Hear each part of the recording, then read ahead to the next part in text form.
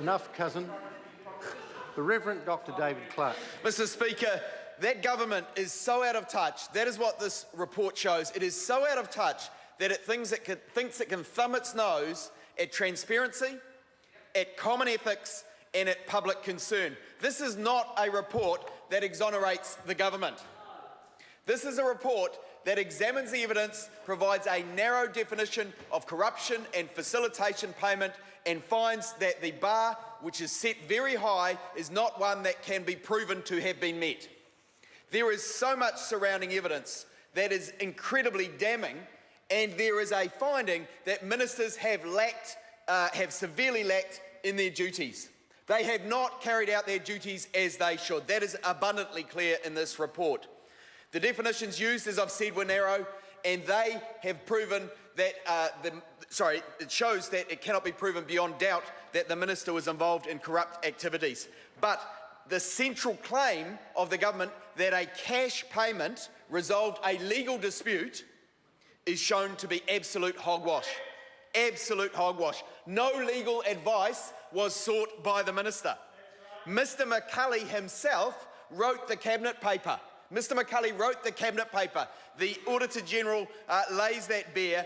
He claimed there was a legal dispute that was being resolved by this cash payment, and yet he sought no legal advice whatsoever.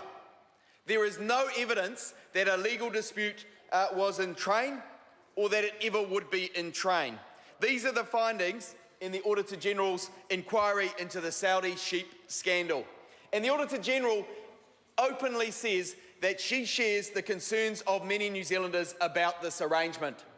And I quote from the report, "I found significant shortcomings in the paper put to Cabinet in support of the decision to enter into the Saudi Arabia Food Security Partnership.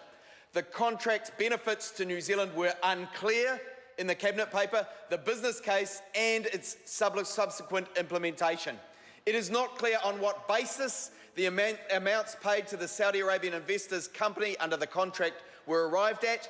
A key objective of the Saudi Arabia Food Partnership is to remove a perceived obstacle in a free trade agreement with the Gulf Cooperation Council. That agreement remains unsigned," i.e., if that were the impediment, you would have thought the agreement would have been signed by now. And the Auditor-General goes on to raise further concerns about transparency, about the effectiveness of the arrangement, and about shoddy practices.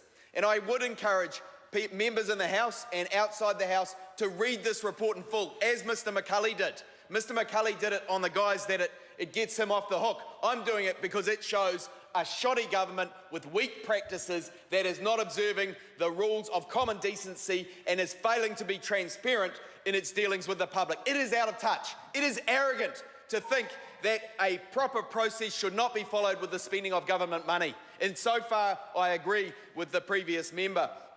Mr. Speaker, the Auditor-General also says in this report that there are a range of questions that remain unanswered, and she has an expectation that MFAT and NZTE will assess and report on value of the whole spend once the partnership money has been spent.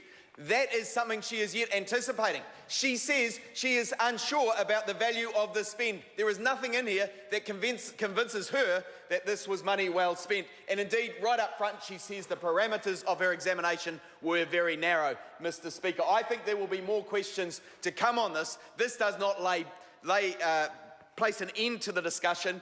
It is a report that does not exonerate the government. In fact, it opens more questions about the government's failed and shoddy deal, the Saudi sheep scandal.